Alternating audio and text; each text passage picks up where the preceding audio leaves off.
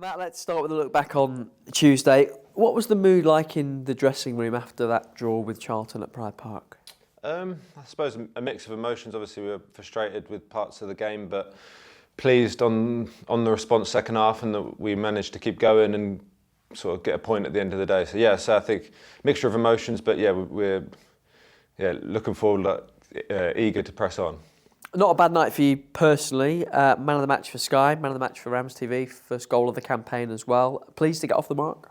Yeah, I think it's been a little bit frustrating because we put a lot of work and a lot of time into the set pieces, and we haven't really seen the best of that yet. And we saw probably at the end of last year what a tool it is. So yeah, it was pleasing that we had a chance to put a few corners in, and with the delivery we've got, we always fancy ourselves.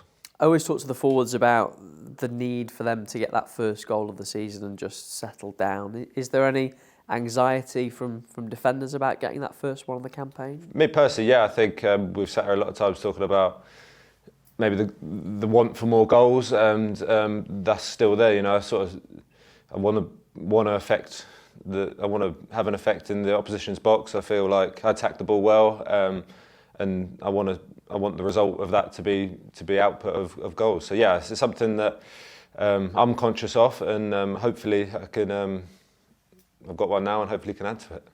Been catching up with a lot of the new faces of late. Your situation is a little bit different, of course, but this is the first time you've signed a contract at Derby, knowing that you're going to be here beyond, I guess, the next 9 months. So has things felt any different for you this time around?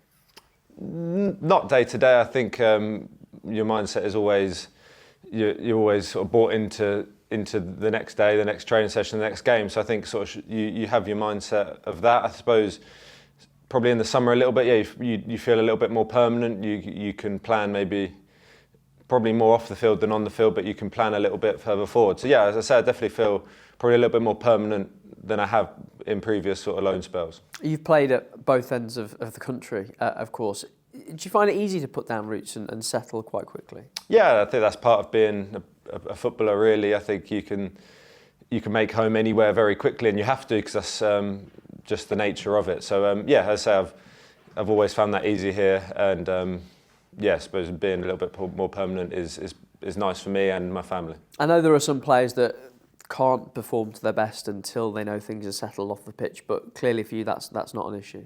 No, I think when you get on the pitch, when the whistle goes, it's a game of football. You have to do your job and execute, and I suppose I'm thankful that I've always been able to put whatever's going on off the pitch with COVID, I don't know, whatever issues you have, there's loads of issues that could happen. I've always been able to sort of put that to one side and try and do my job to the best of my ability.